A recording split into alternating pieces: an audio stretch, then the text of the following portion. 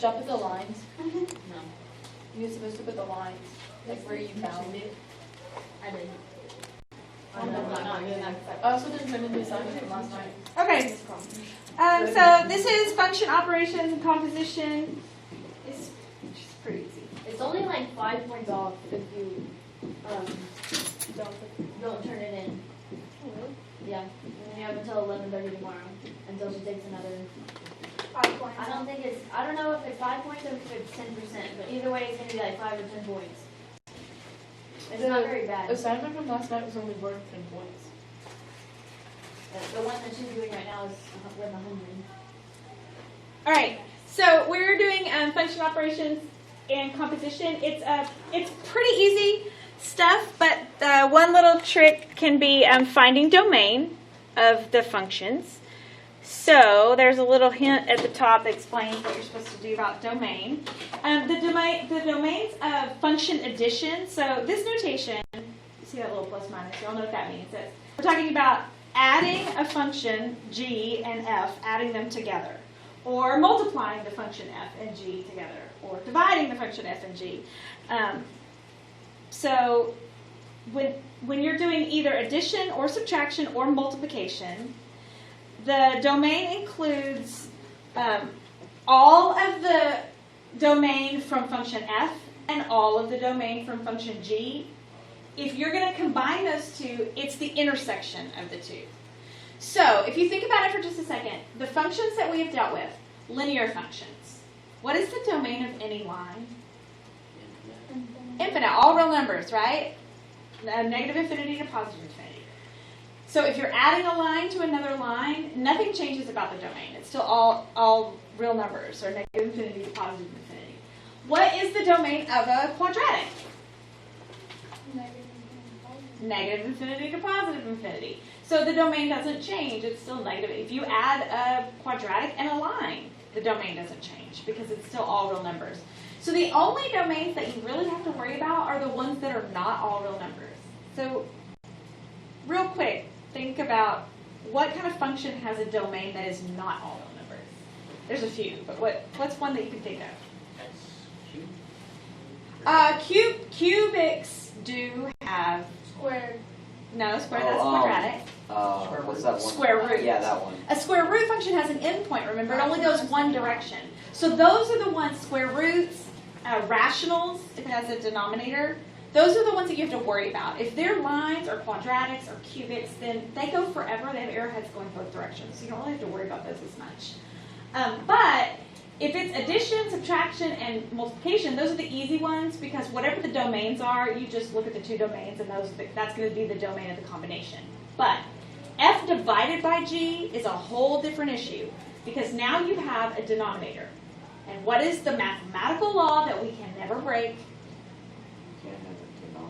Of Zero. zero. You cannot have a denominator of 0. You can never divide by 0. So that means whatever's in the denominator can't equal 0, so that's going to affect your domain. And we'll do a few in a minute and it'll start to make sense, I promise. So that's what that statement means right there. Yes? Whenever you mean like non-real numbers, like what does that mean again? Like What, non-real or all real? no, non-real. Non-real would be imaginary numbers. Okay. Anything that's the square root of a negative number. So that's where the square root function comes in. When you have an actual function graph, you can't have imaginaries. We can't graph an imaginary number. We can, but we can't because we don't know how. So we don't graph imaginary numbers. Like if the question was like negative square root of negative like 10 or whatever, that would be one of them. Yeah, because you can't take the square root of a negative.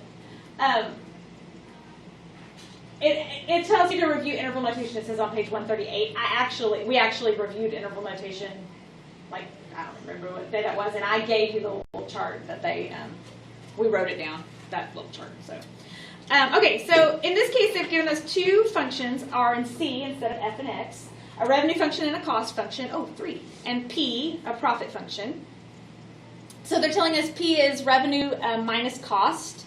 So P is the result of subtracting two functions. So this is where this stuff is used in real life. This is actually how you find profit. It's your revenue minus the cost. So revenue is found by an equation, and And cost is found by an equation, and if you subtract the two equations, then you get the profit equation. So we will actually do some of these. They're super, super easy. But first, let's do some f and g's. So here's f of x, x squared minus 3x, and g of x, which is 4x plus 5. You're going to do the combination and then state the domain and range. So the first combination they ask for is f plus g. So you literally add f and g. F is x squared minus 3x plus g of x, which is 4x plus 5. Simplify that.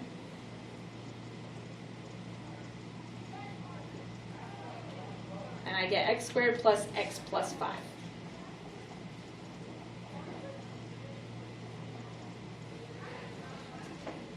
Is everybody okay?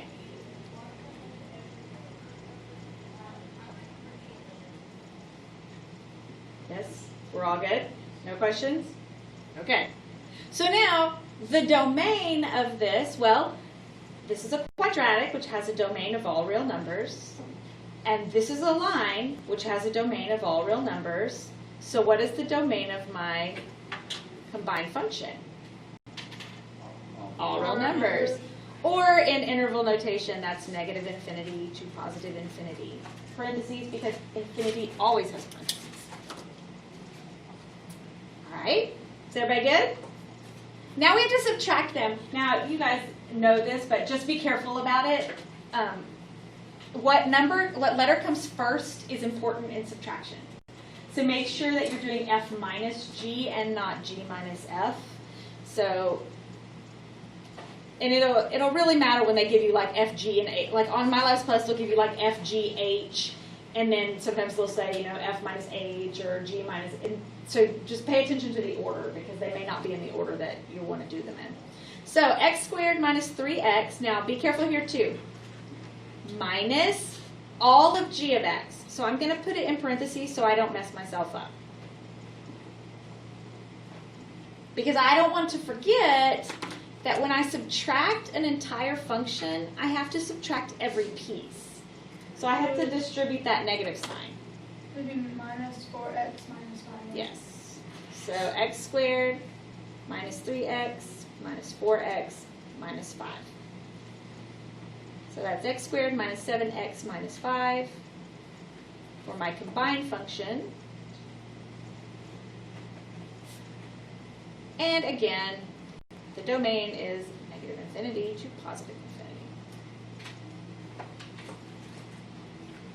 Now we get to multiply them.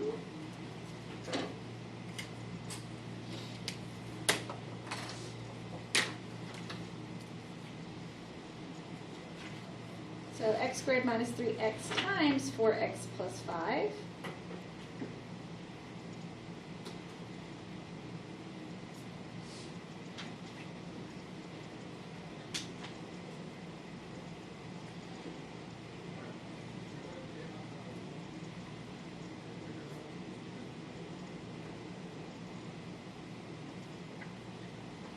And then combine like terms.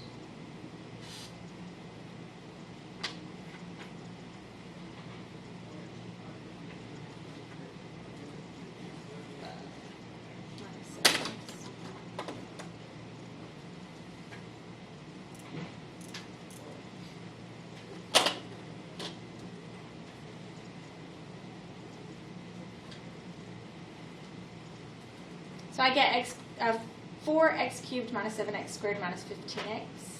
Is everybody good? Mm-hmm. Domain? All real numbers. All right, and again, order matters in division as well, so just make sure you put the right thing on top. F is x squared minus 3x over 4x plus 5. If you can simplify anything, then simplify it. I can't in this case. You might have to factor. I could factor an x out on top and have x and then parentheses x minus 3, but it doesn't help me any to do that because there's nothing on bottom that I can cancel. So I'm not going to factor it out because there's no reason to, but sometimes it might, so you can. So that's it. That's the function. But The domain is no longer all real numbers because the bottom can't go to 0. So you have to take the bottom and set it not equal to 0 to figure out what would cause it to equal 0. So minus 5 from both sides, and then divide by 4. So x cannot be negative 5/4. However, it can be anything else. So when we're writing this in interval notation, I can go from negative infinity all the way to negative 5/4. I cannot include negative 5/4. And then I can start over immediately following negative 5/4 and go all the way to infinity.